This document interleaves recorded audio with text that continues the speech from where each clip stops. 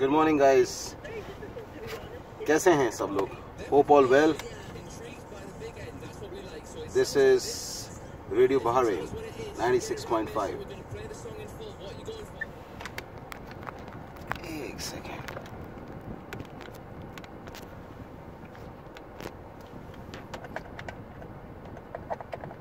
चलें वीक की शुरुआत करें। All right, all sounds good. ये सामान वगैरह सब रख लिया। राइट, चले, कैसा रहा आप सबका वीकेंड? आई एम श्योर बढ़िया रहा होगा। मेरा भी शानदार रहा weekend. I had one of my friend, college time friend, coming down from all the way from India, lives in Qatar but comes वही इंडिया से है ओरिजिनली। पासपोर्ट डिपेंडेंट तो हम सबकी वो है, what do you say, classification when you work in a foreign country. It's never like आप कहाँ रहते हो, कहाँ काम कर रहे हो, वो नहीं है इम्पोर्टेंट। आपका पासपोर्ट कहाँ का है वो बहुत इम्पोर्टेंट है। उससे ही सारे पैरामीटर्स डिटरमाइंड हो जाते हैं। सो बहरहाल वीकेंड बहुत ही शानदार रहा। तो वही सब अपना लंच डिनर वो सब तो चलता रहा। बीच में हम लोगों ने बहुत एक बढ़िया डायलॉग डिस्कस हुआ रिगार्डिंग ट्रैवल एंड आप आने वाले इसमें वीडियोस में देखेंगे। तरूत आइलैंड करके आइलैंड है यहाँ, छोटा सा आइलैंड ब्रिज से कनेक्टेड है फ्रॉम दमाम टू तरूत। और अपेरेंटली ये आइलैंड काफ़ी पुराना था and it was a trade centre between India and Saudi Arabia.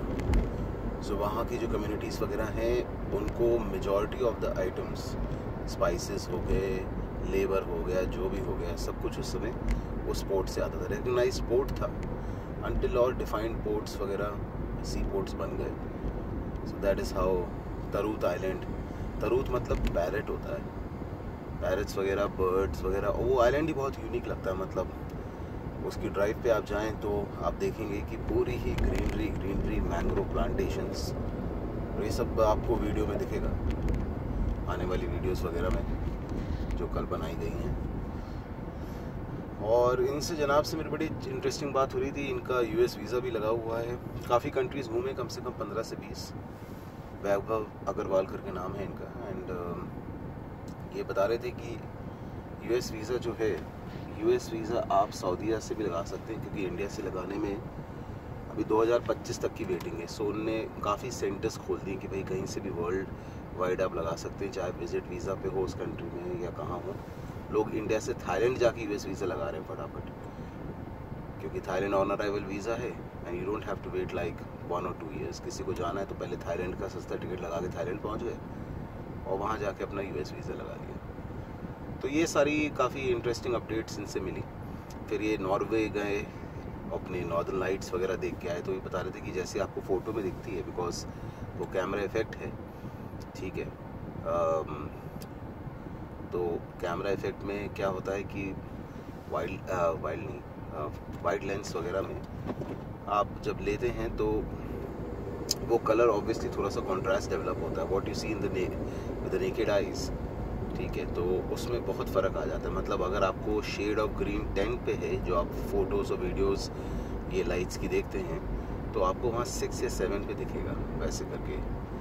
And basically solar storm, उसके चलते ही ये लाइटें दिखती हैं, नहीं तो ये ऐसे नहीं दिखती हैं। तो कई लोग, किस्मत की बात है, कई लोगों को खूब सारी दिखती है, कई लोगों को जस्ट बेयरली दिखती, कई लोगों को दिखती भी नहीं है। और काफ़ी बढ़िया, मतलब जो इन्हें एक्सप्लेन करा वगैरह कैसे पहुंचना है वगैरह, Norway and all the stuff. फिर हमारी मतलब ट्रेन से गए, ट्रेन के बाद एक फेरी लेके फिर उस सिटी में पहुंचे जहां मतलब इंटायर प्रोसेस वो 12 से 14 घंटा। और आप ऐसा नहीं कि अगर आपने एक मिस करी तो फिर आपकी सब मिस हो जानी, वो पूरा स्केड्यूल है उसका। तो जब स्केड्यूल होता है तो आपको पता है कि आप फंसोगे नहीं। तो मैंने उससे ही पूछा कि भाई जनवरी में आप गए थे और इतनी ठंडी में और स्पेशली बर्फ़ वगैरह में मतलब फ़्लाइट कैंसिलेशन और ये सब वगैरह। कहते नहीं, वो सब कुछ स्केड्यूल्ड है उनका। नॉर्वे में ऑस्लो में लैंड करने के बाद वहाँ से आप डायरेक्ट फ़्लाइट भी ले सकते हैं उस सिटी में जहाँ से you will have tours for the northern lights, और else you can take a train. तो उसमें आप पूरा नॉर्वे अच्छी तरह देख लेंगे, और फिर ट्रेन से उतरने के बाद फिर आपको एक करनी पड़ेगी बस जर्नी, फिर आपको फेरी पे ले जाएगी, फेरी से उतरने के बाद फिर बस, और फिर आप वो शहर पहुंचेंगे। तो इसमें आप नॉर्वे का पूरा एक अच्छा मतलब एक आपकी पूरा रूट हो गया, टूर हो गया नॉर्वे का, apart from just seeing the northern lights. वो आप कर सकते हैं, ऑस्लो लैंड करके डोमेस्टिक फ्लाइट ली और वो सिटी में पहुंच गए, बल्ले बल्ले। लेकिन आई थिंक इट्स बेटर कि आप इस बहाने ट्रेन जर्नी के बहाने पूरा देश देख लें। तो ट्रेन और बस जर्नीज इसलिए तो पॉपुलर होती हैं ट्रैवलर्स के around, because of all these advantages they offer.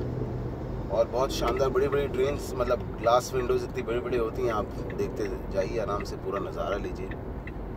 सो बहुत द थिंग। फिर उसके बाद इनने अपना एक एक्सपीरियंस इनका पोलैंड का भी रहा है, वो काफ़ी यूनिक एक्सपीरियंस था, जैसा ये बताते हैं। गला क्यों क्या हुआ मेरे। तो पोलैंड के एक्सपीरियंस को इनने बताया, वो इनने बड़ी इंपॉर्टेंट बात बताई कि मतलब ऐसे उनको, वो वहाँ काम भी कर रहे थे, तो पोलैंड में इनने बताया कि लोग स्माइल क्यों नहीं करते हैं ऐसा, मतलब जैसे ब्रिटिश वालों का कहते हैं ना स्टिफ अपर लिप, मतलब जो भी है सिर्फ नीचे से जॉ हिलेगा और बात बोल देगा, एक्सप्रेशन उतना नहीं आता। अगर ब्रिटेन में, मुझे याद है मैं भी ब्रिटेन रह चुका हूँ, तो उसमें बड़ा इंटरेस्टिंग सा ये होता था कि कोई आपसे अगर पूछे या आप किसी पूछें कि वो जनरल होता है ना कि कैसे हो आप वगैरह, तो how you doing, not too bad हैं यार, मतलब इतना क्लियर तो रखो कि भैया तुम ठीक हो नहीं या नहीं हो, वो आपको मतलब बताने नहीं चाहता, नॉट टू बैड, वो आपको अपना हाल ही नहीं बताना चाहता, जबकि आप उसका हाल चाल पूछ रहे हो। मतलब इससे ज़्यादा बदतमीजी की सीक्वेंस और कहीं नहीं हो सकता है। मतलब what do mean not too bad, यार आपको पता होना चाहिए ना कि आप ठीक है नहीं है ना। और कोई आपसे अगर पूछ रहा है, ठीक है, मतलब वर्क प्लेस पे भी how you doing, not too bad. कई लोग होते हैं बोलते हैं I am wonderful, I am doing great, तो भाई आप दूसरे को अब ये बताना क्यों नहीं चाहोगे कि आप कैसा फील कर रहे हो, क्या आप एक स्पाई हो। तो इस टाइप का कचरा हिसाब रहता है, नेवर माइंड।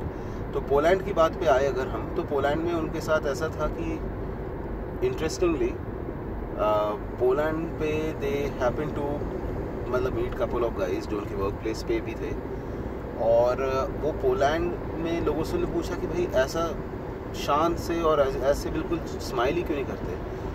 तो पोलिश जो बंदे थे उन्होंने कहा कि मैं क्या बताऊं आपको कि ये हमारा, हम हंसना भूल गए, हम पे इतनी एट्रोसिटीज़ हुई है वर्ल्ड वॉर 1-2 करते हुए कि हमारा ना हंसने का मुकाम ही छूट गया। और कितनी शर्म की बात है, मतलब इतने सारे organisations all over the world, and also there is a happiness index, ठीक है। जैसे भूटान को हैप्पीनेस इंडेक्स में नंबर 1 कहा जाता है, ना उनके पास ज़्यादा इंटरनेट की सर्विसेज हैं, ज़्यादा ना उनके पास कोई क्या कहते हैं लैम्बोर्गिनी ही चलाई जाई हो, है ना वो है, ठीक ठाक है उनके पास जो है, लेकिन वो अपनी कुदरत के साथ, नेचर के साथ रहते रहते they are very happy all throughout. ऐसा नहीं कि वो मतलब परेशान है ज़िंदगी को लेके, खुश है, जिस हाल में है खुश है। तो ये फ़र्क है, बट रियली सैड कि मतलब इतनी सारे ऑर्गेनाइजेशंस वगैरह ये चीज़ को अपलिफ्ट नहीं कर पाए। Being happy is one of the biggest not more than attribute, it's a achievement कि आप खुश रह सकें। आई नो वर्ल्ड वॉर और ये लड़ाइयाँ जंगें वगैरह तो सब जगह हुई हैं, बट आपको पोलैंड में जाके वो लोग हंसते ही नहीं है, क्योंकि उनसे पूछा कहते यार हमने हंसना भूल गए हम लोग। और कितनी टची बात है कि हम हंसना ही भूल गए। तो वही बड़ा मतलब दुख लगा सुन के कि यार ऐसा भी कारण है। कहते तभी वहाँ के लोग आपको लगता है कि स्माइल नहीं कर रहे हैं आप पे, और वो नहीं कर रहे हैं, अपने काम से काम रख रहे हैं। पूरा यूरोप ही ऐसी है, बट वो थोड़ा सा झेल गए उस टाइम में, मतलब वो सदियों से सदियों वही चला जा रहा है, अपनी फैमिली वगैरह के साथ बस बैठते वगैरह हैं, बट और किसी से ऐसे बात नहीं करेंगे। अभी किसी ने कचरा आगे वाली कार से फेंका, 200 रियाल का फाइन है कई शहरों में, यहाँ 4000 रुपये तक का, कि अगर आपने कचरा चलती हुई गाड़ी से फेंका या आपने कचरे को डिस्पोज सही जगह पे नहीं करा। कई बार मुझे लगता है कि फ़ाइन होना बहुत ज़रूरी है, उससे क्या होता है ना, थोड़ी तमीज़, लॉ एंड ऑर्डर मेंटेन रहता है। फिर यूएस की उनसे बात हुई मेरी, और मैं आप लोगों से शेयर इसलिए भी कर रहा हूँ क्योंकि ये बड़ी इंटरेस्टिंग बात है। He is a wonderful traveller, I am wonderful in terms of he he's a very calculative and very plan traveller. मतलब कई बार होते हैं ना, कहीं बस पहुंच जाएं फिर पता चलता है कि वीज़ा इस कंट्री का चाहिए नहीं चाहिए इमिग्रेशन पे पहुंचने के बाद, ठीक है। तो ऐसे भी कई लोग होते हैं, लेकिन ये प्लान है क्योंकि ऑब्वियसली फैमिली के साथ ट्रैवल करते हैं। तो इन्हें बताया कि मैक्सिको भी गए हैं और मैक्सिको जाके इनको ये बात पता चली इंटरेस्टिंगली कि मैक्सिको में कई आइलैंड्स हैं जो डेडिकेटेड फैमिली आइलैंड्स हैं, फिर उसके बाद कोई फ्रेंड्स आइलैंड, इस टाइप के आइलैंड होते हैं। और इन आइलैंड में आप जाइए, रिजॉर्ट वगैरह बुक करिए, ऑल इन रिजॉर्ट्स। तो मतलब आप 4 दिन रुकेंगे तो आपको breakfast, lunch, dinner, total boarding है आपकी। आप सब कुछ खाइए पिए, कोई टेंशन नहीं। आपको अगर एक्स्ट्रा बिल नहीं बनाना है क्योंकि वो रिजॉर्ट डिपेंडेंट ही वो आइलैंड चल रहे हैं। तो काफ़ी इंटरेस्टिंग वो हुई। फिर हम लोग यही बात कर रहे थे यूएस को लेके। यूएस में 4 टाइम जोन से, बताइए कितनी बड़ी कंट्री है। और ईस्ट टू वेस्ट जाने में मतलब 7 आवर्स लग जाते हैं कई बार फ्लाइट से, तो 6 to 7 hours, that's just too much. बहुत बड़ी कंट्री, मानना पड़ेगा। फिर यही सब बातें हो रही थी स्कूल्स वगैरह को लेके, और मतलब कि यूएस में कैसा हिसाब है और दैट। तो ये सब अच्छा रहा वीकेंड, मतलब इट वाज वेरी नाइस। फिर हम कब एक पुरानी कॉफ़ी शॉप पे भी बैठे हैं वहाँ, जो बेसिकली वही तरूत आइलैंड पे थी। वहाँ पुराने आर्टिफैक्ट्स वगैरह रखे, उसकी भी वीडियो आप देखेंगे, वो बनाएंगे वीडियो। तो बस एक चाय पी, 1 by 2 पी, ये बस बैठने के लिए आए थे और अच्छा लगा वहाँ जाके। वो बिल्कुल आप पीछे चले आते हैं हिस्ट्री में, सऊदी अरब की हिस्ट्री और उस आइलैंड की हिस्ट्री, पुरानी फ़ोटोज़, वेरी नाइस।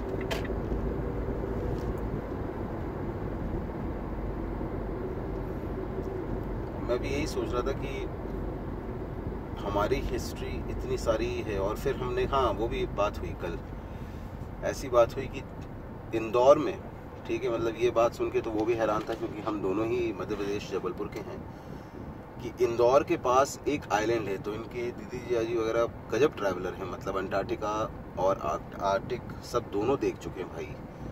और मतलब अपने बच्चों को छोड़ के जाते हैं अपने भाई बहनों के पास, और फिर उसके बाद फिर वो दोनों मियाँ बीवी इतनी गजब ट्रैवल करते हैं जिसका कोई हिसाब नहीं है। अंटार्कटिका गए हैं, उसके बाद आर्कटिक गए हैं, और अभी उनने एक और नई जगह ढूंढी। I want to connect with them and hopefully I will get a chance.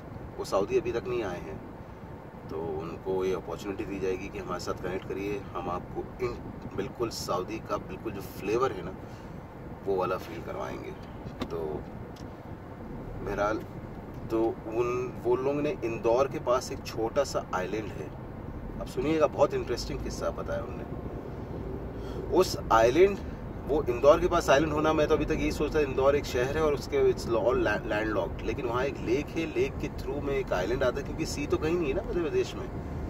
मतलब समुद्र तट जो सबसे नियरेस्ट है वो बॉम्बे पड़ता है।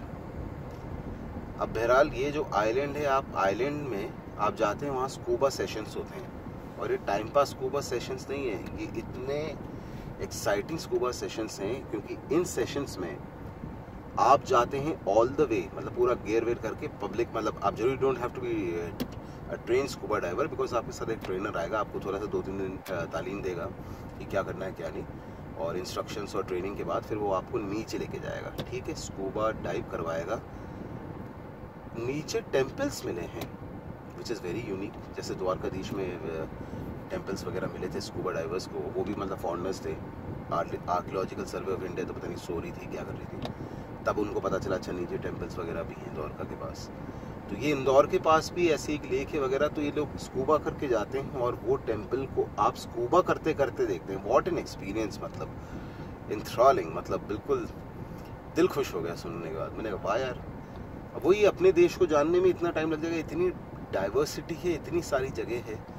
बट कई बार ये लगता है कि टूरिज्म प्रमोट करना एक बहुत ज़रूरी चीज़ है, हर गवर्नमेंट को इनिशिएटिव लेना चाहिए, and everybody should learn from Dubai. United states देखिए, आप वहाँ जाइए, आपको ना कैसल दिखेगा ना कुछ, सब वो पुराने अपने वॉरशिप्स वगैरह ये सब वो दिखाते रहते हैं, अपनी बिल्डिंग को देख के हम लोग चमकते रहते हैं, और ये सारी चीज़ें। भाई आपके देश में तो अपने आप ही इतना कुछ है। जैसे इजिप्ट को देखिए, बड़ा अच्छा लगता है, इजिप्ट वाले बहुत मेहनत करते हैं। इजिप्टोलॉजिस्ट करके उनने एक नई टाइटल बना दिया है, एक नई कैटेगरी बना दी ऑफ आर्कियोलॉजिस्ट। तो यही सब अपने हमारी कंट्री में तो हर स्टेट में कुछ यूनिक से यूनिक निकल जाएगा, और वो सब देख के तो अच्छा तो लगता ही है कि भाई मतलब आपको अपनी हिस्ट्री पता चलती है। वो किसी ने सुबह उठ के शाम को तो मतलब बना के दे परस तो नहीं दिया आपको। ये सब इतने हजारों साल से एग्जिस्ट करता है, तो इसको देखा जाए, ये भी तो पता चले कि हम यहाँ अकेले ही थे या कोई और भी था। तो वही, तो इस टाइप की बहुत चीज़ें हैं। और ये सब क्या है ना, वही अब आजकल क्या है पता चल जाती है। और ऐसा नहीं कि वहाँ के गांव वालों को और पता नहीं था। वो इंदौर के पास जो आइलैंड है, मांडू वाली रोड पे पड़ता है, जहाँ मांडू करके एक जगह है। लेकिन क्या है कि तभी ये सब सोशल नेटवर्क वगैरह थे नहीं, ना स्कूबा को लेके इतना ज़्यादा चलन था कि भाई आप लेक के अंदर जा रहे हो। अब इतने सारे लोग ट्रेन हो चुके हैं स्कूबा को लेके, और अलाउ किया जाता है, अथॉरिटीज़ परमिशन दे रही है, तो लोग एक्सप्लोर कर रहे हैं। अजीब व गरीब चीज़ें दिख रही हैं।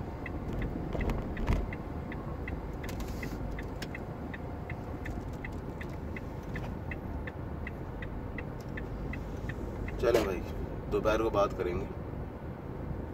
और आज अभी याद आया कि हिल गए, याद आया कि ब्रेकफास्ट भी नहीं किया है।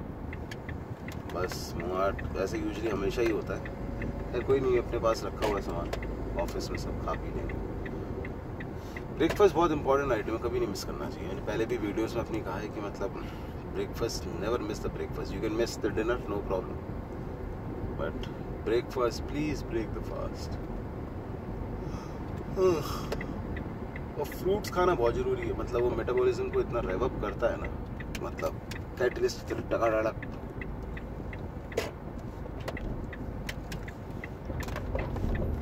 Okay guys, have a nice day, मिलते हैं दोपहर में।